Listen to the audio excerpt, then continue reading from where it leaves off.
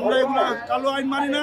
এই গভর্নর, সাবেক governor Ahsan H Mansur তার কালো আইন জারি করে সে ঋণ খেলাপিদের কাছ থেকে টাকা উত্তোলন না করতে পেরে উল্টা আমাদেরকে চাপ দিচ্ছে। আপনাদের মূল দাবিটা কি? আমাদের মূল দাবি হেয়ার কাট সম্পূর্ণরূপে প্রত্যাহার করে 4% যে অনুকম্পা গভর্নমেন্ট ঘোষণা করেছে সেটা বাতিল করে গত 2 বছরের পরিপূর্ণ মুনাফা সহ মূলধন ফেরত দিতে হবে। নাম্বার 2, 2026 সালের জন্য ঘোষিত 9 থেকে 9.5% যে মুনাফার হার দিয়েছিল সেটা আমরা মানি না। আমরা 2024-25 সালে যে রেটে মূলধন জমা রেখেছি আমরা সেই রেটে 2026 সালেও আমাদের মূলধন ও মুনাফা চাই। আর নাম্বার 3, সকল প্রকার লেনদেন স্বাভাবিক করতে হবে। নাম্বার 4, মেয়াদ শেষে এমটিডিআর, এফডি, ডিপিএস এগুলো ম্যাচিউরড হলে সুদ সমেত, পরিপূর্ণ সুদ সমেত ম্যাচিউরডের টাকা সাথে সাথে ফেরত দিতে হবে। আপনারা সরকারকে কি বার্তা দিতে চান? সরকারকে কি বার্তা দিতে চান এই সংগঠন? আমাদের টাকা আমরা ফেরত চাই। আমাদের টাকা আমরা এখন আমরা ব্যাংকে টাকা রেখে আমরা স্বাভাবিক জীবন চালাতে পারতেছি না। আমার বাবা অসুস্থ, আমি চিকিৎসা করতে পারতেছি না।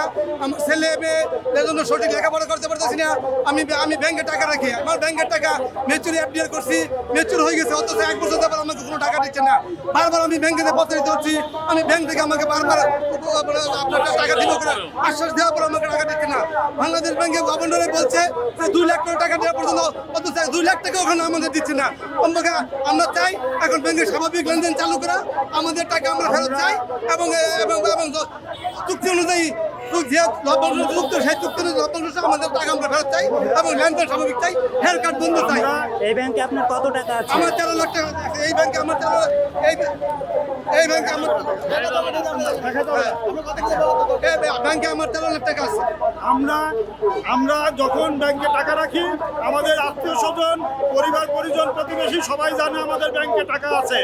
আমরা এই ব্যাংকের টাকার দেখিয়ে, ডিপোজিট দেখিয়ে তাদের কাছ থেকে গত 18 মাসে টাকা লোন করেছি। এখন সময় মতো টাকা পরিশোধ করতে পারতেছি না। তাদের সাথে বিচার সালিশ শেষে মামলার পর্যায়ে চলে গেছে। আমাদের এই মামলার টাকা কি এই গভর্নর দিবে, এই সরকার দিবে? আমাদের এগুলো কে চালাবে? আমরা এগুলো কালো আইন মানি না। এই গভর্নর, সাবেক গভর্নর আহসান এইচ মনসুর তার কালো আইন জারি করে সে ঋণ খেলাপিদের কাছ থেকে টাকা উত্তোলন না করতে পেরে উল্টা আমাদেরকে চাপ দিচ্ছে, আমাদের কাছ থেকে টাকা কাটতেছে।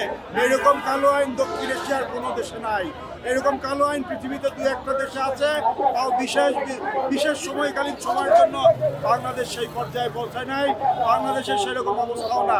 সর্বোপরি আমরা সেই অবস্থা মানি না। আমরা যারা আছি মধ্যম শ্রেণীর বিনিয়োগকারী, আমাদের দেয়ালে পিঠ থেকে গেছে। আমরা নিয়মিত দৈনন্দিন সংসার খরচের যোগান দিতে পারছি না। আমরা এখন কোথায় যাবো? আমরা ওষুধ কিনতে পারছি না, সন্তানের লেখাপড়ার টাকা দিতে পারছি না। আমাদের বিকল্প কোনো ব্যবস্থা আইন নাই। দেশের কর্মসংস্থান আজকে চরম নেগেটিভ পর্যায়ে চলে গেছে। 16 লক্ষ লোক অর্থনীতিতে বেকার হয়ে গেছে। এই পর্যায়ে আমাদের অনেকেই বেকারত্ব বরণ করছে। এই দেশে বেকার ভাতা নাই, এই দেশে বিকল্প আয়ের কোনো উৎস নাই। আমরা তাহলে কোথায় যাব? আমরা গভর্নরের কাছে পথ চাই যে আমাদের দেখাই দেন, আমরা কি চুরি ছিনতাইতে নামবো নাকি? আপনার ইঙ্গিত তো তেমনই বলে যে আমরা রাস্তায় দাঁড়ায় চুরি ছিনতাই করতে আসি। আমরা তো সেই পথে যাইতে চাই না। আমরা সমাজের বাসিন্দা, আমরা আমাদের বৈধ টাকা, আমরা আমাদের আসল টাকা সমেত ফেরত চাই। আমরা যেভাবে টাকা রেখেছি আমরা আমাদের টাকা সমুদয় টাকা ফেরত চাই। আপনারা বিভিন্ন সময়ে বিভিন্ন ঋণ খেলাপিদের টাকা দিচ্ছেন, আপনারা খেলাপি ঋণ আদায় করতে পারেন নাই। আপনারা অডিট রিপোর্ট দেখে, আপনারা ক্রেডিট রিপোর্ট দেখে আপনারা লোন দিচ্ছেন। আপনার বাংলাদেশ ব্যাংকের সবকটা দুর্নীতিবাজ কর্মকর্তা এর জন্য দায়ী। এর জন্য আবেদনকারীরা দায়ী না, এর জন্য সাধারণ গ্রাহক দায়ী না। সমুদয় দায়ভার তাদের স্বাক্ষরে ঋণ অনুমোদন হয়েছে সেই সমস্ত কর্মকর্তাকে চাকরিচ্যুত করেন। সেই সমস্ত কর্মকর্তার সম্পদ, কিডনি, লিভার বিক্রি করে আমাদেরকে টাকা দেন। আমরা তো বিশের টাকা রাখি রে, আমাদের কামের টাকা, কষ্টের টাকা, আমাদের বাড়ি বিক্রির টাকা, জমির টাকা, আমাদের বিভিন্নভাবে কষ্টার্জিত টাকা আমরা এখানে জমা রেখেছি।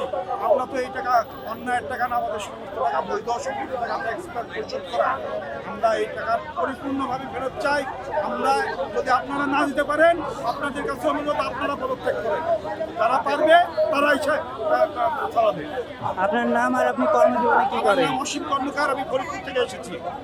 কর্মজীবনে আপনি কি করেন? জি, কর্মজীবনে আপনি কি করেন? কর্মজীবনে আমি একটা বেসরকারি কোম্পানির হেড অফ অ্যাডমিন। ধন্যবাদ।